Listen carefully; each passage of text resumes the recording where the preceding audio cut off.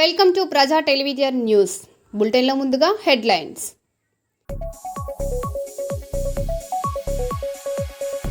ధాన్యం కొనుగోలు చేయలేదని రైతుల ఆందోళన. రోడ్డుపై వరి ధాన్యం పోసి నిప్పంటించిన రైతులు.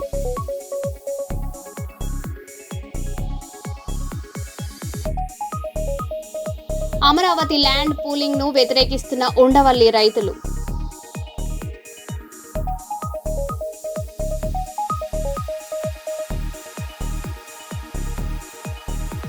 కోడిపందాల స్థావరాలపై పోలీసుల దాడులు. 14 మంది అరెస్టు చేసి రిమాండ్కు తరలింపు.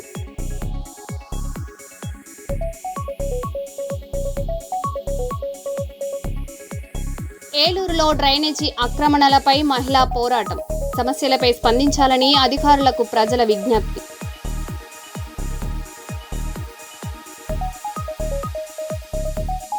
ఫిర్యాదులపై వెంటనే స్పందించాలి. పోలీస్ అధికారులకు సిపి అంబర్ కిషోర్ ఘా ఆదేశాలు.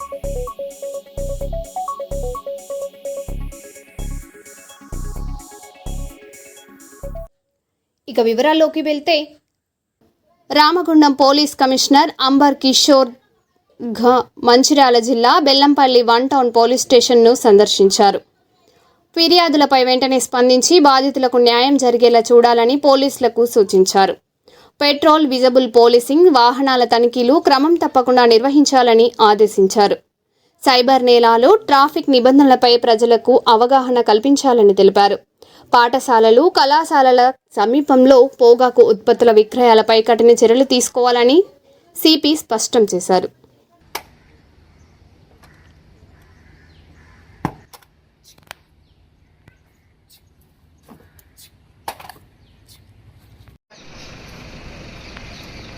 రావాల్సిన అన్ని బెనిఫిట్స్ టైమ్లీ వస్తుందా?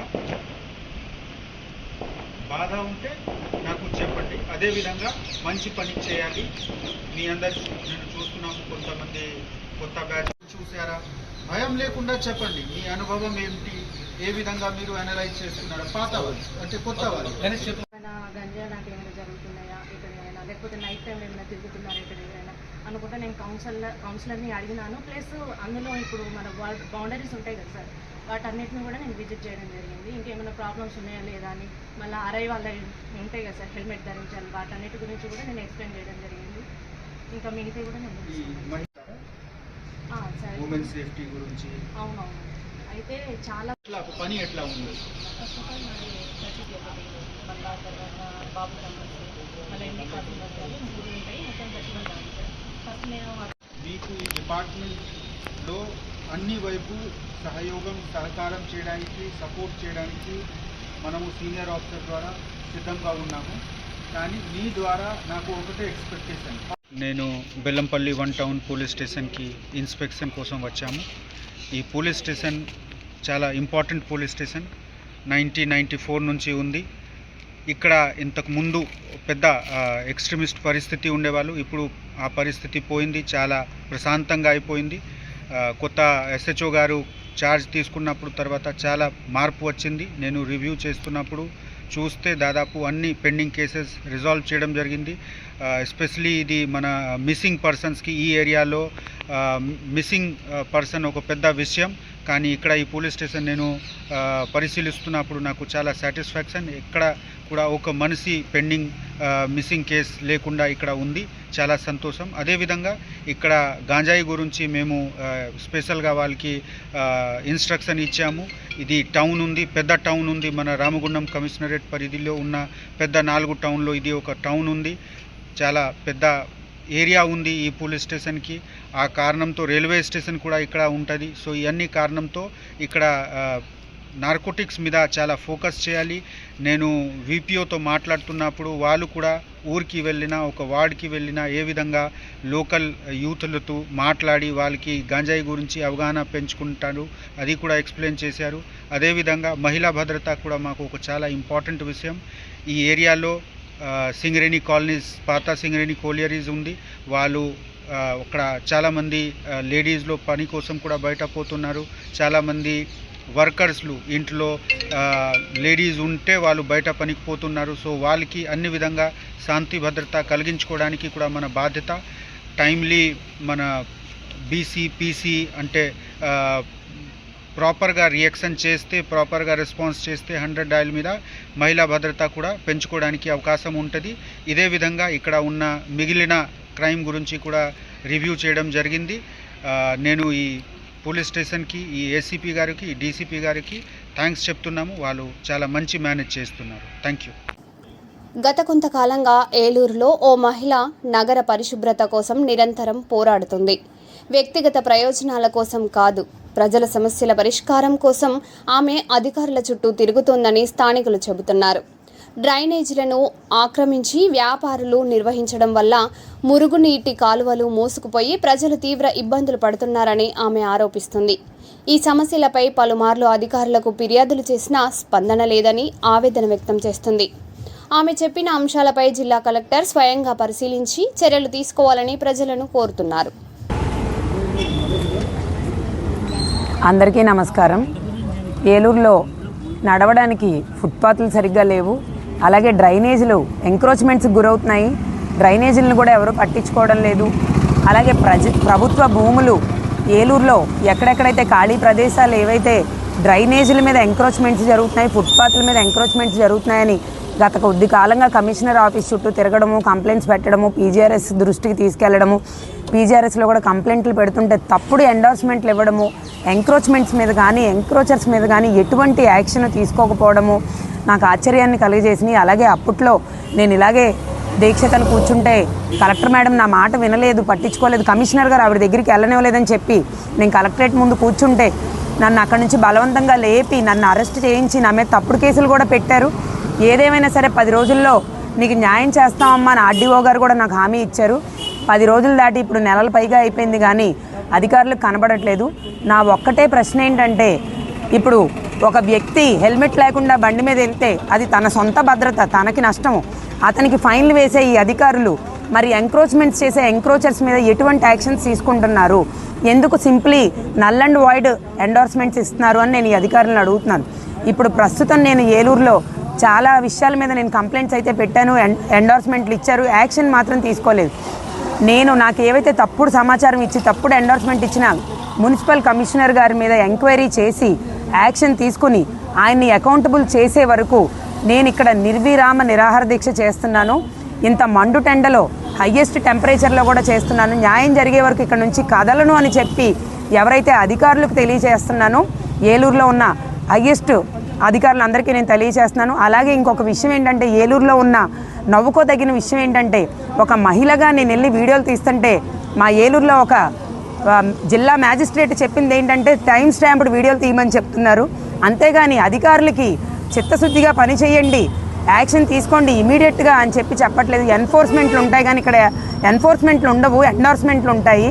దయచేసి అధికారులు చిత్తశుద్ధితో పనిచేసి ఏవైతే నేను కంప్లైంట్స్ పెట్టానో వాటి మీద స్పందించి ఎక్కడెక్కడైతే ఎంక్రోచ్మెంట్స్ ఉన్నాయో రిమూవ్ చేయించి, గతంలో కూడా ఏలూరు ప్రజలందరూ గమనించవచ్చు, నేను దోమలు మందు కొట్టించండి ఏలూరు మొత్తం అని చెప్పాను.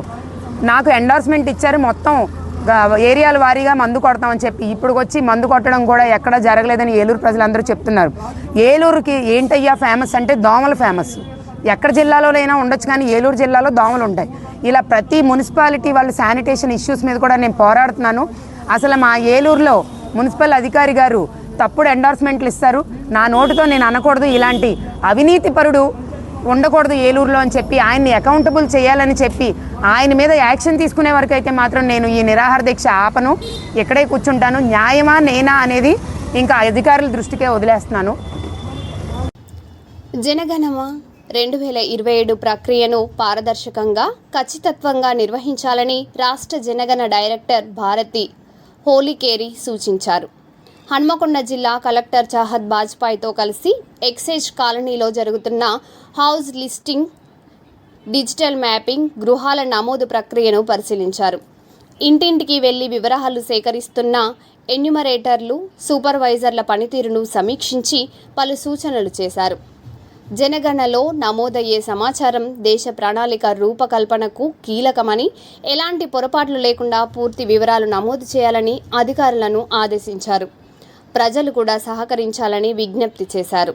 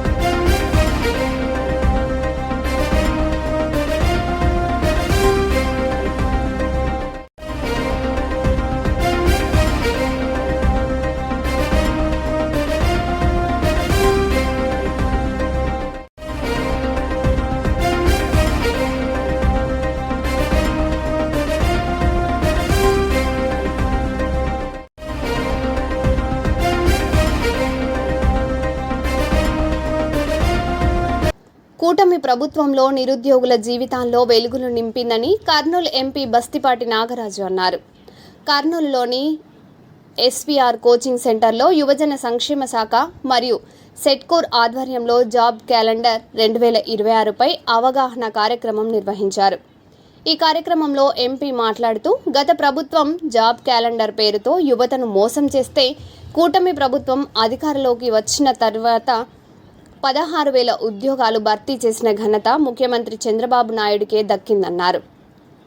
యువగలం పాదయాత్రలో నారా లోకేష్ ఇచ్చిన హామీని నెరవేర్చడం ఎంతగానో సంతోషంగా ఉందని ఎస్వీఆర్ కోచింగ్ సెంటర్ అధినేత వెంకట్రామిరెడ్డి అన్నారు.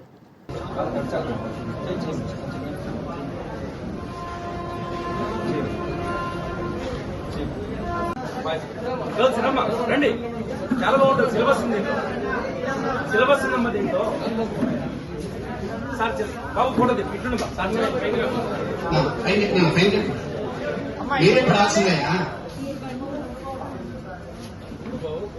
బట్టి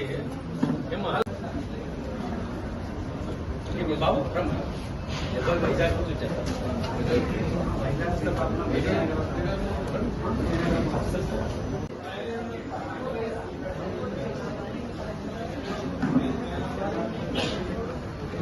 థ్యాంక్ యూ అందరికి థ్యాంక్స్ అండి. కూర్చో.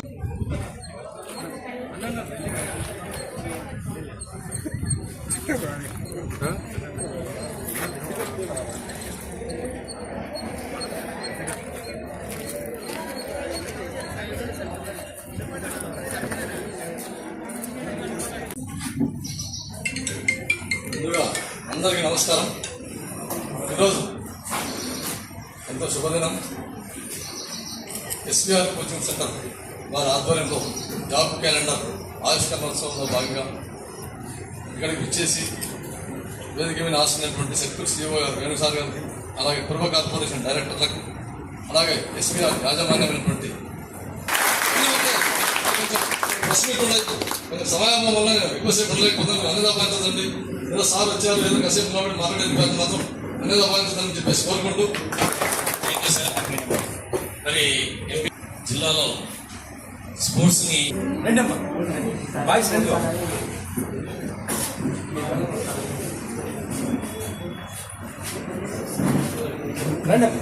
రండి బాయ్స్ బాబు రండి బాబు.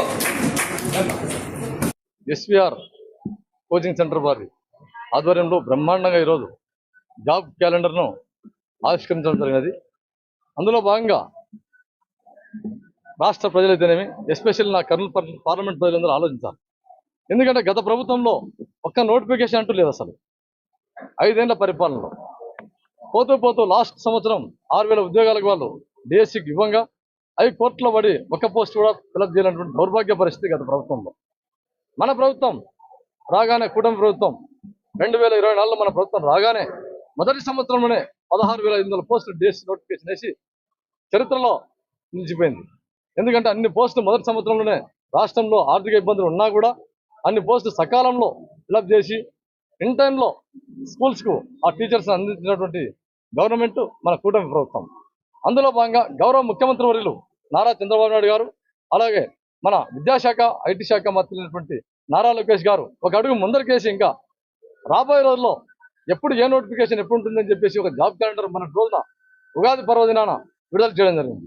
అందులో భాగంగా కానిస్టేబుల్ అయితేనేమి, ఎస్ఐ పోస్ట్ అయితేనేమి, గ్రూప్ 1, గ్రూప్ 2 ఈ విధంగా ప్రతి పోస్టు ఎప్పుడు సమయానికి ఈ నోటిఫికేషన్ వదిలి ఖచ్చితంగా సకాలంలో విద్యార్థుల యొక్క భవిష్యత్తుని కాపాడాలని చెప్పేసి ఆ విధంగా జాబ్ క్యాలెండర్ వదలడంలో భాగంగా ఈరోజు మేము సెట్కూరు వారి ఆధ్వర్యంలో జాబ్ క్యాలెండర్ ఇక్కడ విడుదల చేయడం జరిగింది. కావున ప్రజలంతా మీరు ఆలోచించాలా, విద్యార్థులు ప్రతి ఒక్క యువకులు ఆలోచించాలా. గత ప్రభుత్వంలో ఏ విధంగా ఉండింది, మన ప్రభుత్వం వచ్చిన తర్వాత ఎంత పెద్ద ఎత్తున సంక్షేమంలో భాగంగా ఈ విధంగా విద్యార్థుల యొక్క జీవితాలతో వాళ్ళ యొక్క జీవితాల్లో వెలుగు ఉండే విధంగా ఉద్యోగాలను సకాలంలో పూర్తి చేయాలని చెప్పి సంకల్పించినందుకు కూటమి ప్రభుత్వాన్ని మరొక్కసారి నేను ధన్యవాదాలు తెలియజేస్తా ఉన్నాను. కావున ఈ ప్రభుత్వము నిరుద్యోగుల ప్రభుత్వం. ఇది అనగా కూటమి ప్రభుత్వం నిరుద్యోగులకు ఎంతో సహాయం చేసింది. అడిగిన వెంటనే పెండింగ్లో ఉన్న కానిస్టేబుల్ రిక్రూట్మెంట్ కానీ, అలాగే పెండింగ్లో ఉన్న డిఎస్సి కానీ సమర్థవంతంగా ఎన్ని కేసులు ఉన్నప్పటికీ నిరుద్యోగులకు మేమున్నాం అంటే యువగలంలో నారా లోకేష్ గారు ఒక మాట ఇచ్చారు, నిరుద్యోగులకు మేము అండగా ఉన్నాం. కాబట్టి యువగలంలో ఇచ్చిన హామీని నిలబెట్టుకొని నారా లోకేష్ గారు మెరుపు వేగంతో ఉగాది పండుగ రోజు జాబ్ క్యాలెండర్ ఇచ్చేసి ఇచ్చిన జాబ్ క్యాలెండర్ కట్టుబడి ఉండి ఇటీవల జాబ్ క్యాలెండర్ మొట్టమొదటి నోటిఫికేషన్ యూనివర్సిటీ అధ్యాపకుల పోస్టులు అసలు ఎన్నో ఏళ్ళుగా పెండింగ్ లో ఉన్న ఈ నోటిఫికేషన్ ఎన్ని కోర్టుకు వేసినప్పటికీ మేము సైతం ముందున్నామని నారా లోకేష్ గారు సో ఈ నోటిఫికేషన్ మే 15 రిలీజ్ చేశారంటే ఫస్ట్ విషయం అంటే జాబ్ క్యాలెండర్ ఫస్ట్ నోటిఫికేషన్ వచ్చేసింది. కాబట్టి నిరుద్యోగులంతా సో జాబ్ క్యాలెండర్ అన్ని పోస్టులు కరెక్ట్ టైంకి నోటిఫికేషన్ విడుదలవుతాయి. కాబట్టి దయచేసి అందరూ ప్రిపేర్ అయ్యి మీరు ఉద్యోగాల స్థిరపడి మంచి భవిష్యత్తు ఉండాలని కోరుకుంటూ ఈ అవకాశం ఇచ్చిన అందరికీ ధన్యవాదాలు తెలుపుకుంటున్నాను. Thank you. మంచిర్యాల జిల్లా దండేపల్లి మండలం మ్యాదారిపేటలో ఇండియన్ ఆయిల్ పెట్రోల్ పంపులో 2 నెలల క్రితం కరెంట్ షాక్తో చనిపోయిన నాగరాజు, లక్ష్మీనారాయణ కుటుంబ సభ్యులు నిర్మల్ జాతీయ రహదారిపై రాస్తా రోకో 2 నెలల సమయం తీసుకొని ఇప్పుడు నష్టపరిహారం చెల్లించకుండా కోర్టు నోటీసులు పంపిన యాజమాన్యం వైఖరికి నిరసనగా ఆందోళన చేపట్టిన మృతుల కుటుంబ సభ్యులు వెంటనే నష్టపరిహారం చెల్లించాలని డిమాండ్గా నిలిచిపోయిన వాహనాలు సంఘటన స్థలానికి చేరుకున్న పోలీసులు.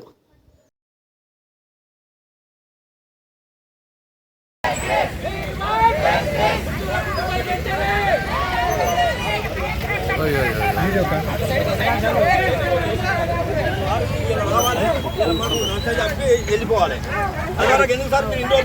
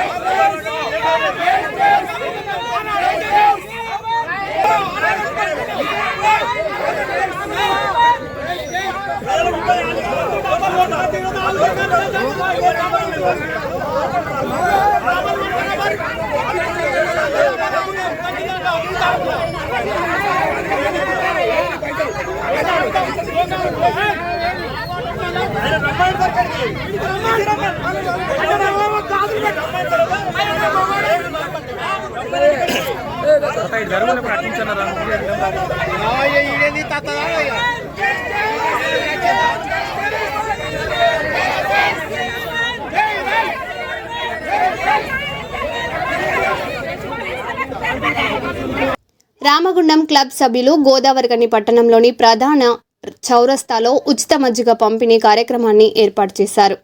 ఈ కార్యక్రమానికి ముఖ్య అతిథిగా traffic ACP Srinivas, traffic CI Rajeswara Rao పాల్గొని ప్రజలకు మజ్జిగ పంపిణీ అందజేశారు. అందరూ వారు మాట్లాడారు. ఈ కార్యక్రమానికి దాతలు కనకమేడల శ్వేత, ప్రణీత్ అందించారు. ఈ కార్యక్రమంలో సునీత రాజిరెడ్డి, అలాగే రీక్రియేషన్ సభ్యుడు సుధాకర్, పల్లె హరీష్ రెడ్డి, కుమార్ అశోక్, మల్లేష్ తదితరులు పాల్గొన్నారు.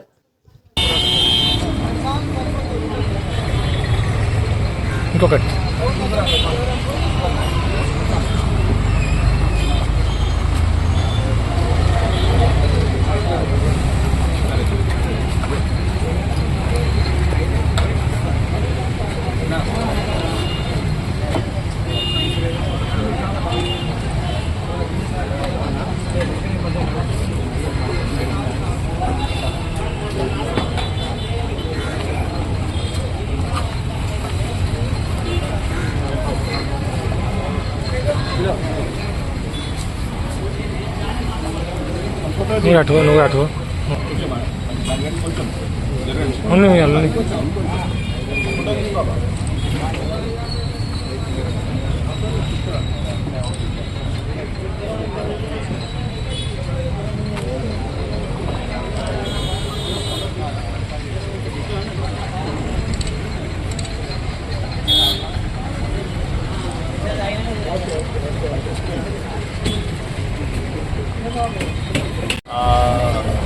అందరికీ నమస్కారం.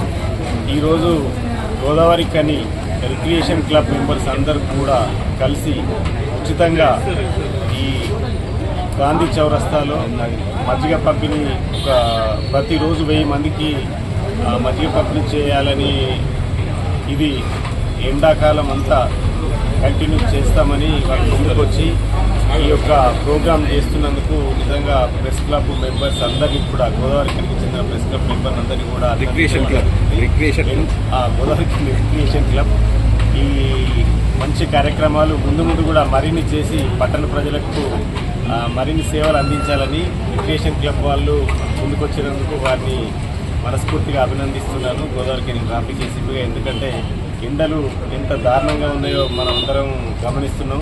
రాష్ట్రంలో అత్యధిక వేడి ఉండే ప్రాంతాల్లో మన రామగుండం మొదటగా ఉంటుంది, ఎందుకంటే ఇది పారిశ్రామిక ప్రాంతం కాబట్టి ఇక్కడ ప్రజలకు మంచినీరు, తర్వాత అలాగే మజ్జిగ ఇలాంటి కార్యక్రమాలు ఈ ఎండాకాలం ముగిసేంత వరకు పంపిణీ చేస్తే ప్రజలందరూ కూడా ఎటువంటి ఇబ్బందులు ఎదుర్కొనకుండా చాలా ఆరోగ్యంగా ఉంటారనే వారి యొక్క సేవాభావాన్ని మరొకసారి కొనియాడుతూ వారికి కృతజ్ఞతలు తెలియజేస్తున్నాను.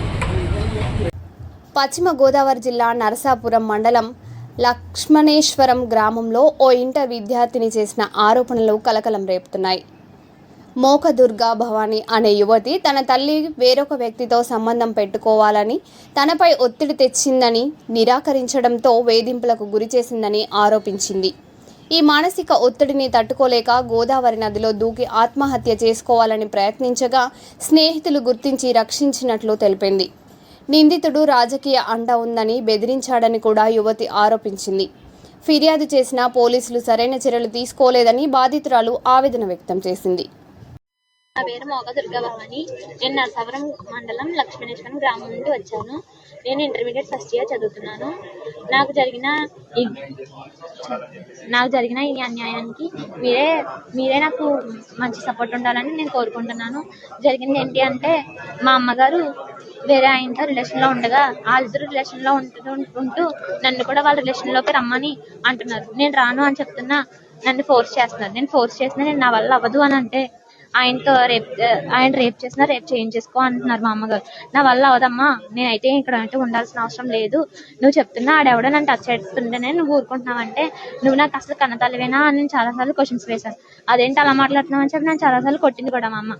కొడితే ఎందుకు కొడుతున్నావు, నేను అడిగిన మాటలు నిజాలే కదా, నిజాలు కాకపోతే అబద్ధాలు అయితే నువ్వు నన్ను కొట్టావు అనుకోవచ్చు, ఆయన నన్ను అలా చేస్తున్నా కూడా నువ్వు ఆయనకి సపోర్ట్ చేసావంటే నేను ఇంకేమనుకోవాలి అని చెప్పేసి అంటే లాస్ట్కి ఇంట్లో నుండి పారిపోవాల్సిన స్థాయికి వచ్చేసాను.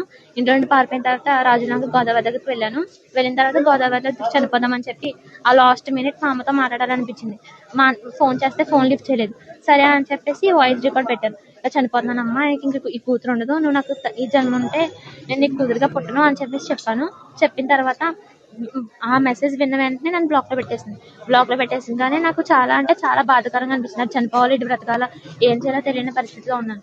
అయితే అప్పుడే మా ఫ్రెండ్స్కి తెలిస్తే ఎక్కడున్నా అని ఫోన్ చేస్తాను. నేను ఎవరికి రెస్పాండ్ అవ్వకపోతే వాళ్ళు స్నాప్చాట్లో లొకేషన్ తెలుసుకుని నా దగ్గరకు వచ్చారు. నా దగ్గరకు వస్తే లాగిపెట్టి లంపీకి నీకు ఏమైనా పిచ్చా, ఏమైనా జరిగితే న్యాయం చేద్దాం అని చెప్పేసి తీసుకొచ్చిన తర్వాత మా మావయ్యలు తెలిసిన తర్వాత వాళ్ళు కేసు అయ్యి పెట్టారు. వాళ్ళ పోలీసులు ఏం చేశారు, వాళ్ళు కూడా నాకు న్యాయం చేయలేదు. వాళ్ళు కూడా న్యాయం చేస్తారని వాళ్ళ దగ్గరికి వెళ్తే వాళ్ళు కూడా న్యాయం చేయలేదు. ఆయన్ని అరెస్ట్ చేసి అక్కడ వరకు పంజాబ్ సెంటర్ వరకు తీసుకెళ్లి అక్కడ వదిలిపెట్టేశారు. అక్కడ వదిలిపెట్టేసిన తర్వాత నాకు 2 days లో ఫోన్ చేస్తాను అన్న వాళ్ళు ఇప్పటి వరకు ఫోన్ చేయలేదు. 12th అయింది. 12th నుండి ఇప్పటి వరకు కూడా నాకు ఎటువంటి కాల్ రాలేదు, ఎటువంటి న్యూస్ కూడా రాలేదు. సరే అని చెప్పేసి నేను ఇప్పటి వరకు ఇక్కడికి రావడానికి మెయిన్ రీజన్ అంటే ఇదే. ఆయన తీసుకెళ్లి పంజాబ్ సెంటర్లో ఎందుకని వదిలేదు, నాకు న్యాయం చేయాలి కదా, నాకు న్యాయం చేయకుండా ఆయన ఎందుకని వదిలిపెట్టారు.